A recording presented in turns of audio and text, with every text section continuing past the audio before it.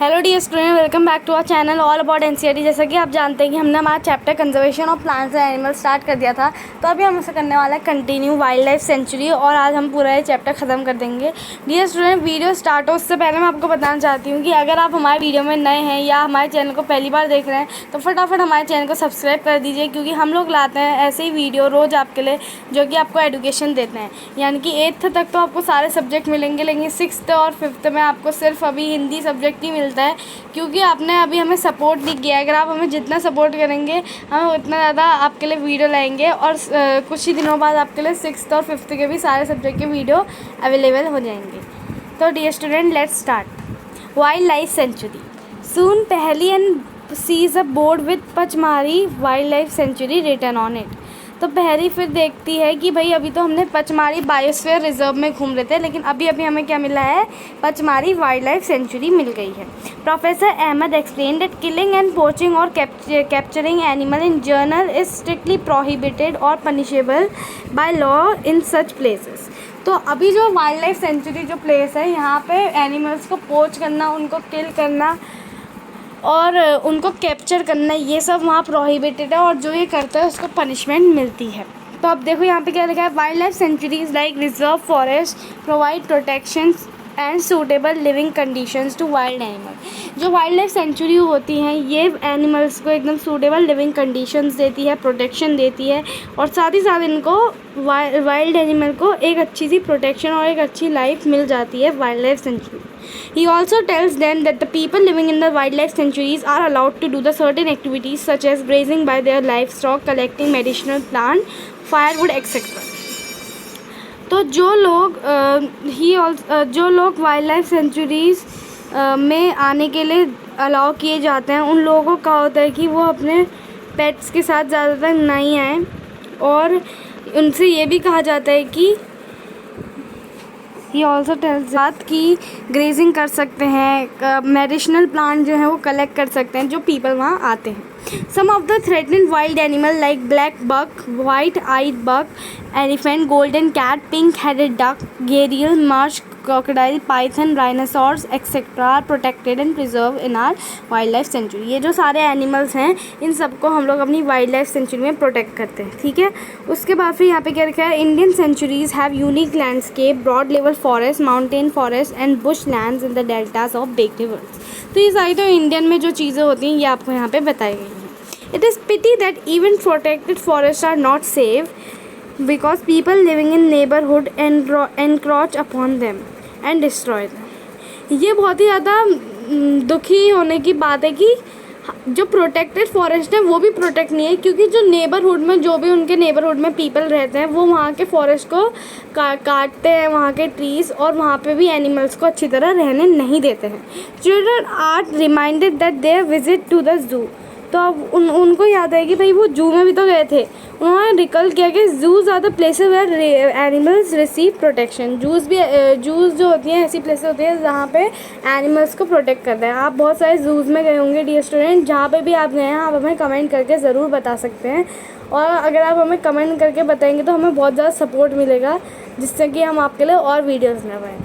Dear student, यहाँ पे देखो क्या लिखा है, what is the difference between zoo and the wildlife sanctuary. जैसे कि डियर स्टूडेंट आप जानते हैं कि जू में भी प्रोटेक्शन ही मिलती है, लेकिन वाइल्ड लाइफ सेंचुरी में क्या होता है, एनिमल्स को प्रोटेक्शन मिलती है, वो कोई भी नेचुरल रिसोर्सेज को यूज़ कर सकते हैं, और साथ ही साथ वहाँ पे उनको और भी बहुत सारी चीज़ें मिलती हैं जितनी उन्हें जू में नहीं मिल पाती, क्योंकि जू में एनिमल्स को सिर्फ एक पिंजरे में टाइप में रहना पड़ता है, लेकिन वाइल्ड लाइफ सेंचुरी में उनके पास बहुत सारी क्या कहते हैं वो होती हैं परमिशन, जिसमें वो बहुत सारी चीज़ें कर सकते हैं एनिमल्स, राइट। इसमें एनिमल्स को अच्छी तरह रखा जाता है, उनको प्रोटेक्ट किया जाता है, और साथ ही साथ उनको जो लिविंग कंडीशन जो एनिमल्स को चाहिए होती है वो भी उनको दी जाती है। अब डियर स्टूडेंट यहाँ पे क्या लिखा है, 5.7 एक्टिविटी, विजिट अ नेबरी zoo, observe the condition provided to the animal, were they suitable for the animals, can animals live in artificial setting instead of their natural habitat, in your opinion will the animals be comfortable in the zoo और इन their natural habitat. ये आपको बताना है dear student कि animals को ज़्यादा comfortable जू में होगा या उनके नेचुरल हैबिटेट फॉरेस्ट में। Obviously dear student natural habitat forest में होगा, लेकिन आपके क्या ओपिनियंस है आप मेरे को ज़रूर कमेंट बॉक्स में बताना। अब यहाँ पे दिया है 5.8 natural park. On the road side there was another board on which there was written Satpura national park, children are now eager to go there. अब वहाँ पे एक और हेडिंग लिखी थी जहाँ पे लिखी थी सतपुरा नेशनल पार्क, तब नेशनल पार्क आ गया। Children are now eager to go there. Mahatma ji tells them that these reserves are large, diverse enough to protect whole sets of ecosystem. यहाँ पे सारी चीज़ों को प्रोटेक्शन दी जाती है। They preserve flora, fauna, landscape, historical object on the area. यहाँ पे प्लांट्स, एनिमल्स, बाकी लैंडस्केप और जो हिस्टोरिकल ऑब्जेक्ट्स होते हैं उनको भी यहाँ बहुत ही सेफली रखा जाता है। Satpura national park is the first reserve forest of India. Satpura national park जो है वो इंडिया का फर्स्ट रिजर्व फॉरेस्ट है। The finest Indian teak is found in this forest. यहाँ पे फाइनेस्ट जो इंडियन टीक होता है वो भी यहीं इसी फॉरेस्ट में फाइंड आउट किया जा सकता है। There are more than 100 national parks in India. India में लगभग 100 से भी ज़्यादा नेशनल पार्क्स हैं डियर स्टूडेंट। तो अब यहाँ पे क्या लिखा है येलो बॉक्स में देखो, rock shelters are also found inside the Satpura national park. जो रॉक शेल्टर्स होते हैं आपने देखा होगा ना, गुफा टाइप की, वहाँ वो भी सतपुरा नेशनल पार्क में फाइंड आउट होते हैं। These are evidence of prehistoric human life. ये किसके एविडेंस होता है? प्री हिस्टोरिक ह्यूमन लाइफ के। ठीक है डियर स्टूडेंट। अब यहाँ पे क्या लिखा है देखो,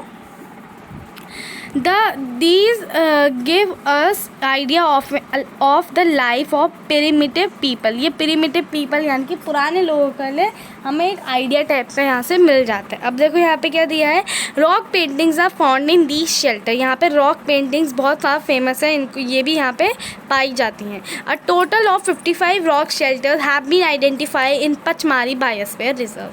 कम से कम 55 रॉक शेल्टर्स यानी कि गुफा से भी ज़्यादा पचमारी बायोस्फीयर में फाइंड आउट किए जाते हैं। Figures of animals and man fighting, hunting, dancing, playing musical instrument और ये सारी केव पेंटिंग्स भी यहाँ पे फाइंड आउट किया जाता है। और इससे हमें ये भी पता चलता है कि बहुत सारे जो ट्राइबल पीपल हैं वो अभी भी इस एरिया में रहते हैं। As the children move ahead they see a board with the Satpura tiger reserve written on it. तो यहाँ पे उन्होंने एक बोर्ड और देखा सतपुरा टाइगर रिजर्व के द्वारा। Project tiger was launch by the government to protect tigers in the country. Project tiger जो है आपको तो पता ही होगा, इंडिया की जो सरकार है उन्होंने लॉन्च किया था ताकि वो टाइगर्स को प्रोटेक्ट कर सके।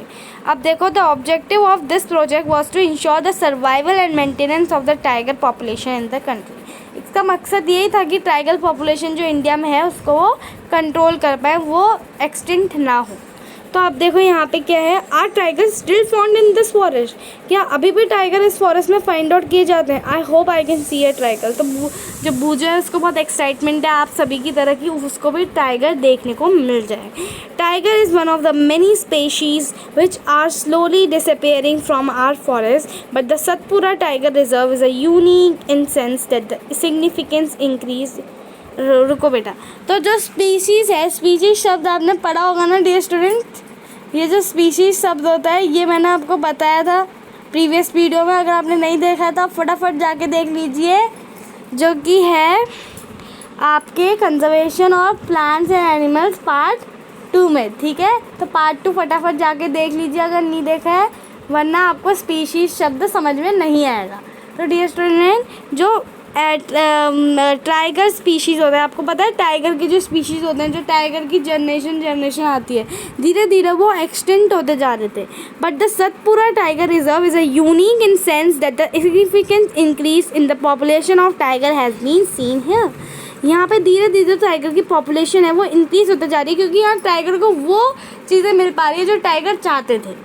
अब देखो यहाँ पे क्या लिखा है, once upon a time animals like lions, elephant, wild animals has become difficult because of disturbance in their natural habitat. Professor Ahmed tells them that in the order to protect the plants and animals. Wait मैं direct इधर आ गई हूँ, नीचे भी है यहाँ में। ठीक है, Once upon a time, animals like lions, elephant, wild buffaloes and barasingha were also found in Satpura National Park। पहले से ये वाले एनिमल्स भी सतपुरा नेशनल पार्क में फाइंड आउट किए जाते थे। Animals whose number are diminishing to a level that they might face extinction are known as endangered animal, जो एक्सटिंक्शन में अभी जाने वाले हैं कुछ ही समय बाद, ऐसे एनिमल्स को हम कहते हैं endangered animals. भूजो is reminding the dinosaurs which have begun extinct a long time एगो। आपको तो पता ही होगा डायनासोर अब नहीं दिखते हैं क्योंकि वो एक्सटिंक्ट हो सके, अब उनकी पॉपुलेशन है ही नहीं, अब वो कहीं भी नहीं है, राइट। अब देखिए यहाँ पे survival of some of the animals has become the difficult because of disturbance in their natural habitat, क्योंकि उनके नेचुरल हैबिटेट में बहुत डिस्टर्बेंस है, उन्हें फॉरेस्ट नहीं मिल पा रहे हैं रहने के लिए, right. Professor Ahmed tells them that in the order to protect the plants and animals strict rules are impose in the all national park. जो स्ट्रिक्ट रूल्स होते हैं वो इम्पोज किए जाते हैं, लगाए जाते हैं, ताकि जो हमारे एनिमल्स और प्लांट हैं वो बचे रहें। Human activities such as grazing यानी कि घास काटना, पोचिंग यानी कि उनको मारना उनकी स्किन वगैरह के लिए, हंटिंग, कैप्चरिंग ऑफ एनिमल, ये सब के सब को जो है और collection of firewood, medicinal plant are not allowed, ये सब नहीं अलाउड है फॉरेस्ट में, ठीक है, नेशनल पार्क्स में। Are only big animals facing extinction, कैसे बिग एनिमल एक्सटिंक्शन फेस करते हैं डियर स्टूडेंट? आपका आंसर इस क्वेश्चन के लिए क्या होगा, हम कमेंट में वेट कर रहे हैं डियर स्टूडेंट। जो भी क्वेश्चन हम आपसे पूछते हैं वीडियो के दौरान, आपको उनका आंसर ज़रूर कमेंट बॉक्स में देना है, जिससे कि हमें पता चले कि आपको चैप्टर समझ में आया है कि नहीं आया dear student.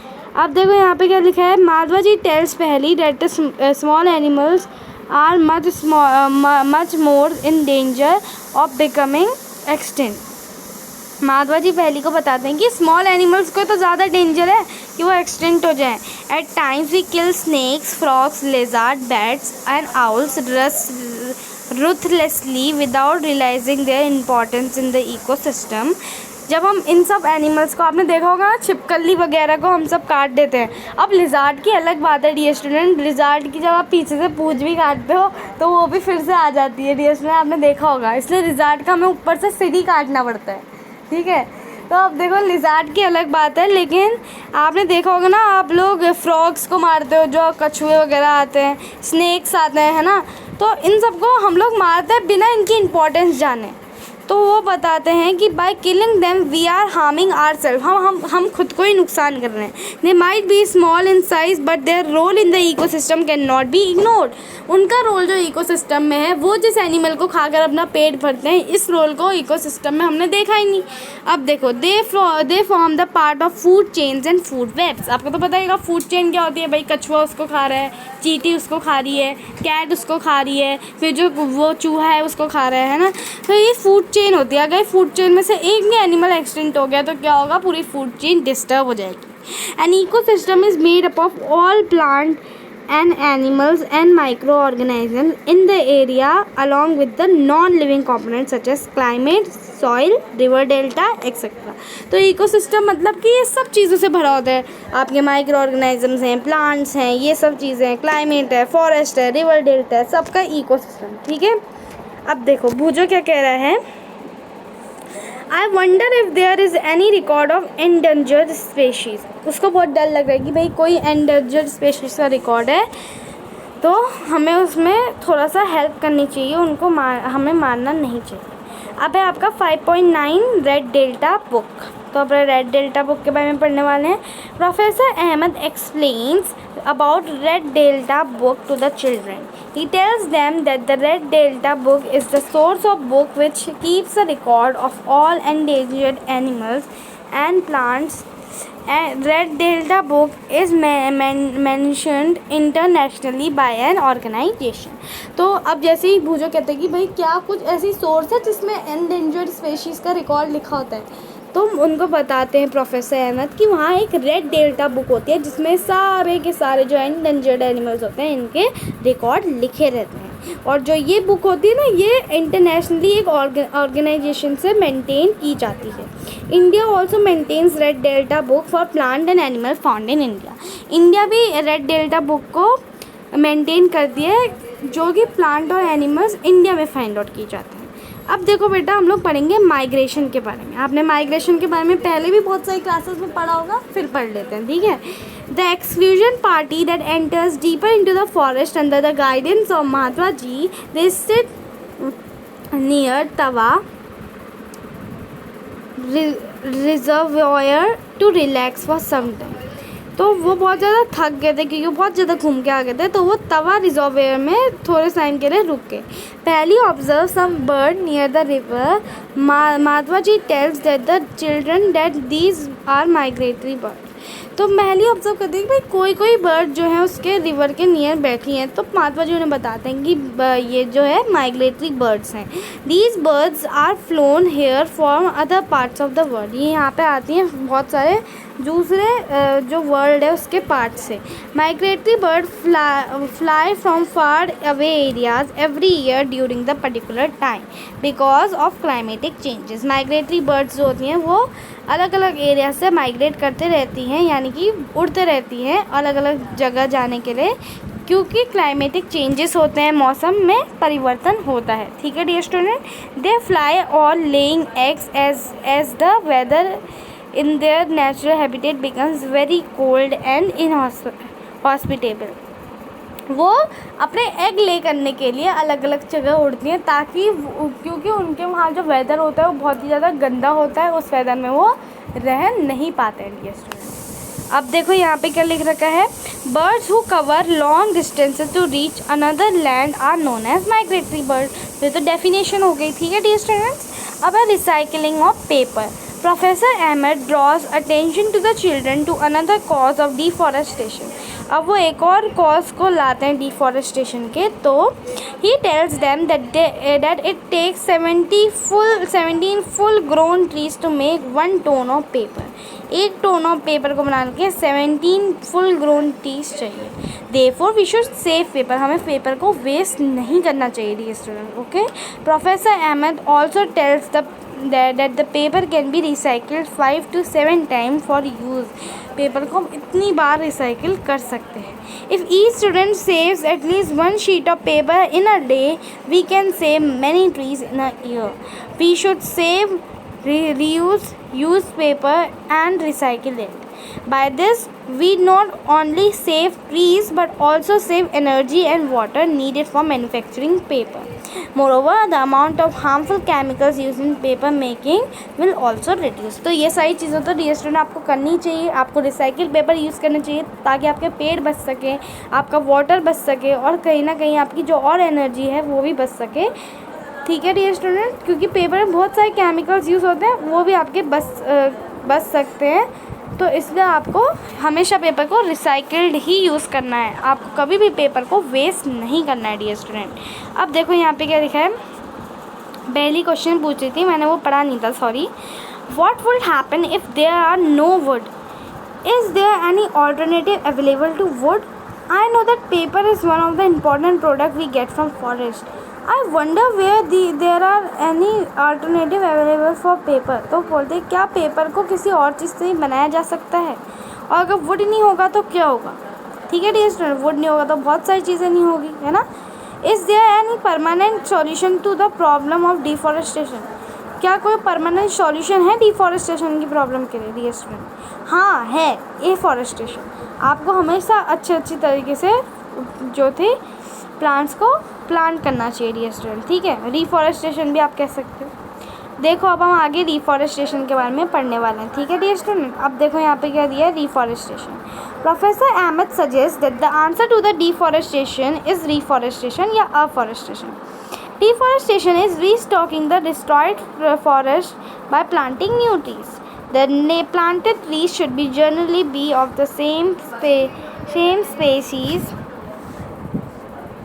which are found in that forest। We should plant at least as many trees we cut। जितने पेड़ हम काटते हैं हमें उतने ही प्लांट भी करने चाहिए। ठीक है, हाँ, तो अब देखो यहाँ पे ये हो गया डियर स्टूडेंट, हमें उतने ही ट्रीज़ उगाने चाहिए जितना हम काटते हैं। ठीक है डियर स्टूडेंट, अब देखो reforestation can take place naturally also. Reforestation जो है वो नेचुरली प्लेस भी कर सकती है, मतलब कभी कभी पेड़ खुद भी उग जाते हैं, है ना। If the deforested area is left undisturbed it reestablish itself. वो खुद ही डेवलप होने लग जाता है थोड़े समय बाद। In the natural deforestation there is no role of human beings. Natural deforestation जो होती है उसमें ह्यूमन बींग्स का कोई भी रोल नहीं होता है डियर स्टूडेंट। ठीक है, अब देखो, we have already caused tremendous damage to our forest. जैसा कि आपको पता है कि हमने अपने फॉरेस्ट में कितने गंदे गंदे चेंजेस ला दिए हैं।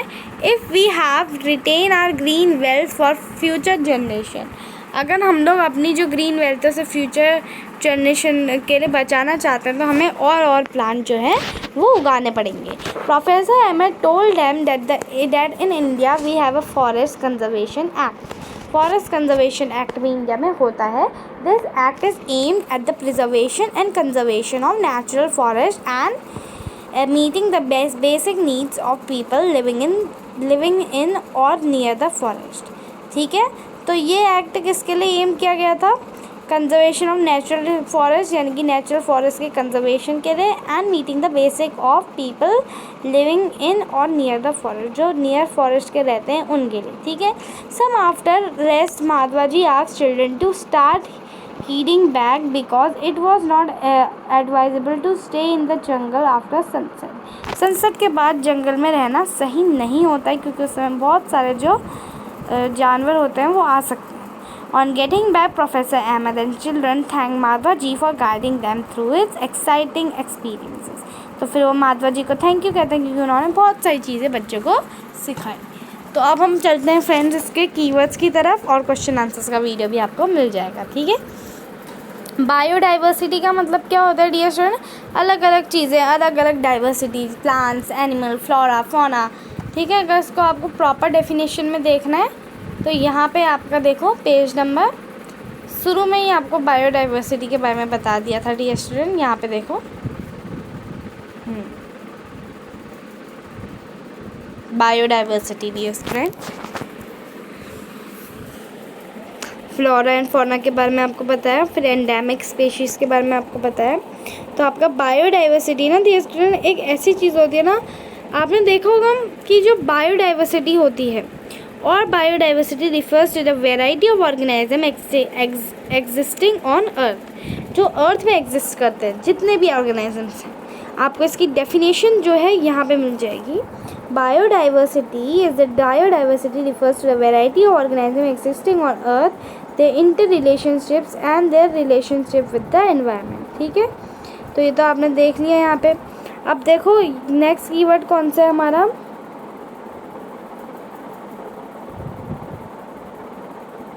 यहाँ पे देखो डियर स्टूडेंट बायोस्फीयर रिजर्व। तो बायोस्फीयर रिजर्व क्या होता है डियर स्टूडेंट, यहाँ पे आ जाते हैं हम फिर से। ये देखो, Madhava ji explain that the biosphere reserve are the areas meant for conservation of biodiversity. जो बायोडाइवर्सिटी को कंजर्व करते हैं उनको बायोस्फीयर रिजर्व कहते हैं डियर स्टूडेंट। अब देखो हम फिर से आ जाते हैं हमने कीवर्ड्स वाले में कि कीवर्ड्स कौन सा है, एक मिनट ना डियर स्टूडेंट। हाँ, ये देखो अब है डिफॉरेस्टेशन।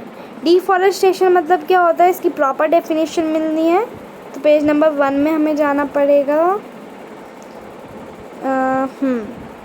यहाँ पे देखो, they are essential for well being and survival of mankind. Today a major threat to survival of these organism is deforestation. Deforest means clearing of forest and using that land for other purposes. इतना लिख दो आप, deforestation means clearing of forest and using that land for other purposes।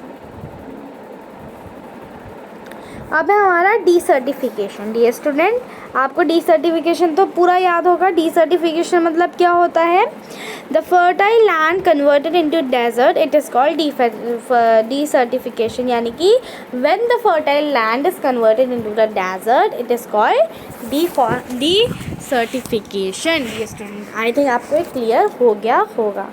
अब देखो dear student क्या दिया है आपको यहाँ पे कीवर्ड, इकोसिस्टम। तो डियर स्टूडेंट, इकोसिस्टम का आपको यहीं पे दिया था, an ecosystem is made up of plant and animals and microorganism and area along with the non living component such as climate और सॉइल, रिवर, डेटा। ये हो गया क्लियर डियर स्टूडेंट। अब देखो नेक्स्ट कीवर्ड कौन सा है, endangered species. फिर से जाते हैं पेज नंबर 6 में, सॉरी, ये देखो 7 में ही है ये। ठीक है, अब देखो यहाँ पे क्या दिया है, animals whose numbers are diminishing to a level that they might face extinction are called endangered species dear student. अब देखो हम लोग फिर से जाते हैं कीवर्ड्स में। अब कौन सा कीवर्ड बचा है? Endemic species dear student, endemic species. हाँ, endemic species are those species of plants और animals which are found exclusively in a particular area. इतना ही आपको लिखना है, ठीक है। अब देखो हमारा 10th अब एक और बच्चा है एक्सटेंट। ठीक है बेटा, एक्सटेंट मतलब क्या होता है? एक्सटेंट आपको दिया नहीं है लेकिन मैं आपको फिर भी बता देती हूँ। एक्सटेंट मतलब होता है इफ़ एनी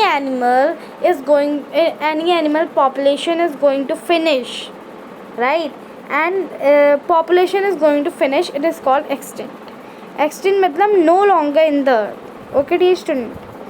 अब देखो यहाँ पे क्या दिया है आपको। Next is fauna. Fauna, fauna means आपका फ्लोरा फोना कहते हैं ना, फोना and flora, plants and animals. तो फोना मतलब होता है प्लांट्स और फ्लोरा मतलब एनिमल्स, ठीक है डियर स्टूडेंट। अब देखो माइग्रेटरी बर्ड्स। माइग्रेटरी बर्ड्स कौन सी बर्ड्स होती हैं? यहाँ पे मैं आपको दिखाती हूँ, 8th में था ना आपका माइग्रेटरी। अब देखो यहाँ पे birds who cover long distances to reach other lands are known as migratory birds। अब देखो यहाँ पे 10th में हमारा नेक्स्ट कौन सा है? National park. तो नेशनल पार्क के लिए फिर मैं 8th में जाती हूँ, 6th में, ठीक है। अब देखो यहाँ पे आपको नेशनल पार्क की पूरी डेफिनेशन ली है डियर स्टूडेंट्स, लेकिन आप कुछ ही लिखेंगे, ठीक है। That these reserves are large and diverse to protect the sets of ecosystem. They preserve this तो डियर स्टूडेंट हम नेशनल पार्क में लिखेंगे national parks are the parks which protect. देखो यहाँ पे दिया है